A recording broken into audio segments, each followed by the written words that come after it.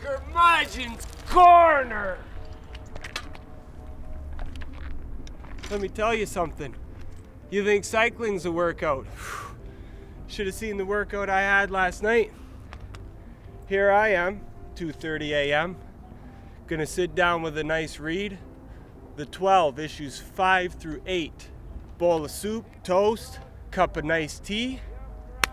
Ready to rock. We set down. What do? Flick on your reading lamp. So what are you gonna read?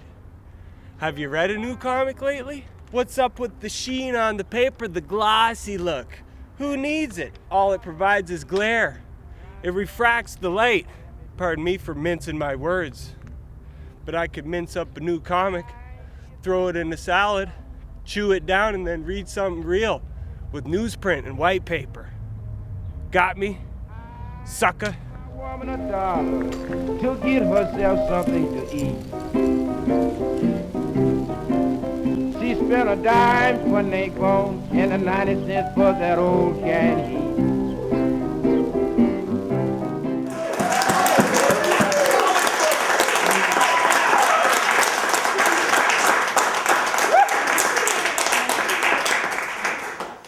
All right, next up we have Crossed, and that was recommended by Jackie. So go ahead. Crossed is it's by Avatar Press, and it's written by Garth Ennis, art by Jason Burrows. They collaborated before on Chronicles of Wormwood, which was also awesome. You know, I've been on the show twice before, and I spent the last 2 episodes complaining about the reading list, famously.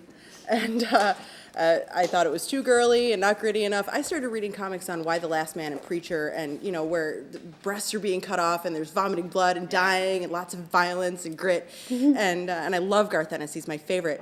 But his stuff is usually filthy, dirty, and depraved, but tempered with dark humor. And this, it's just depravity. There's no humor in it, and it might be a little too much even for me. I know. Brian Kelly, the guy who sells me my comics at Detroit Comics, Ferndale, Michigan, when I bought my last issue, number 4, he said, you know, tell me what you think about this and where they killed the kids, and that was just too much. That was too much for me. And he's this like big manic guy who reads tons of comics, tattoo sleeves. He's all burly and, you know, angry looking. And for him to say that's too much for me in a comic book, you know, I was paying attention when I read it. Tell them what it's about first, though. Oh, Have sorry. we even Okay. gone there yet? No. Because this, Okay, sorry. it deserves some kind of setup. At least that it's about zombies. It's sort of a zombie story, but they're not zombies. They're not the undead. They're alive, and they're identified by this cross-shaped rash on their faces, and they're not dead. They're not thoughtless. They're not mindless. You know, zombies, brains. They're thinking. Yeah, everything they could do before they contracted whatever it is they have, they can do now. Like drive airplanes, drive cars. Yeah. Learn from each other, but it goes to an extreme where they're like spewing vulgarities and they're raping and they're pillaging and they're ripping each other apart, but they're invincible, so they can walk around. It's like with they're on villains. lots of drugs. They're suddenly committed to exploring every depraved, vile, psychotic, sadistic thought they've ever had, and they're really good at it, and they're getting better. Now, Brian said the killing the kids was too much, and the story behind that is that the group of survivors comes across this, like, half a class of kindergarten kids whose teacher was keeping them safe. Now she's dead, and they've been surviving by killing wayward travelers and eating them. And you can't just leave them, and you can't take them because they're a liability, so they murdered this room full of kids. Spoiler. Now, what I thought, and as horrible as that is, I thought it was funny that Brian picked that one thing as the thing he's going to single out and be all appalled about.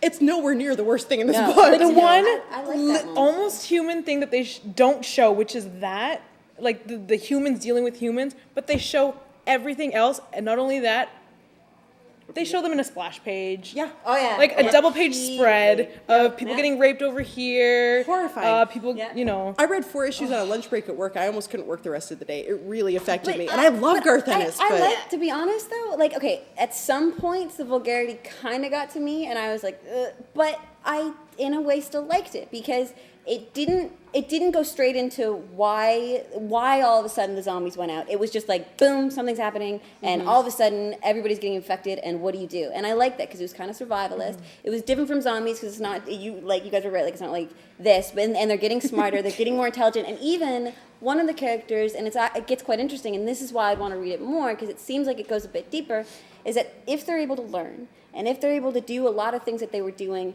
back then people start questioning, well, are they human? And is this something that like is evolutionary? Like what? I like the questions that it asked. I can see that, but my thing with it is I like Preacher and I like Garth Ennis, but I almost think that he wrote this to see how far he could push it, how far he could like go with his ideas, and how dirty and filthy he could make things, and how grimy and everything about that. I almost think that he did it on purpose to see, I'm going to see, just to see who buys it and reads it and actually appreciates it, because for me, it's like, this is him thinking like, it's just crud. I'm just going to like spew this on a page. I really agree with you. I think that, like, I've had this argument with Mike many times that Garth Ennis gets by on shock value and blah, blah, blah. And I've always defended it. But there's some shock value, yeah, but it's a solid story, good character development, and the shock is just extra bang for your buck, right? Yeah.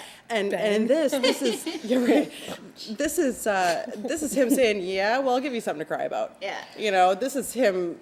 It's giving it going to all his over the edge. detractors. It's like not stopping at anything. It's like nothing. Just here it It's is like, for you. However, it breaks boundaries because it's the first zombie story that I've ever read where some of the zombies are actually characters. They're not just backdrop. I'm not you know? scared of zombies. I'm not. Zombie stories, whatever. Post-apocalyptic, who cares? But these things, whatever the heck they are, they can do what they did before, and that frightens the life out of me. Yeah. And that is a good idea. It's a good idea buried in filth.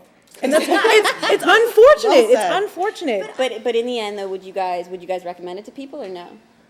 I would recommend it and kind of put like a precursor to it, saying, well, if you like this, you might like it. And hopefully they don't think that you're judging them. Like, if you like all this crazy, horrible, awful stuff, well, go ahead. Then and read go it. ahead and read it. Joel, would you recommend? I wouldn't recommend it. I would say if you like to experience things and you're open to experiencing things, then you should experience this book. But I wouldn't say, go out and read this book because you like that. I can't. Because I like The Boys. I would never give this to someone that likes The Boys. Right. I can't believe I'm saying this, but I don't think I'd recommend it either. I'm going to give it at least a few more issues because I want to know where they're going with it. Yeah. I want some story. But I'm already reading Walking Dead, and that's already a great survival story, and I don't think I necessarily need another one. All right. I would recommend it, but it would depend on the friend. But You have like a serial rapist friend or something. Yeah, probably to them.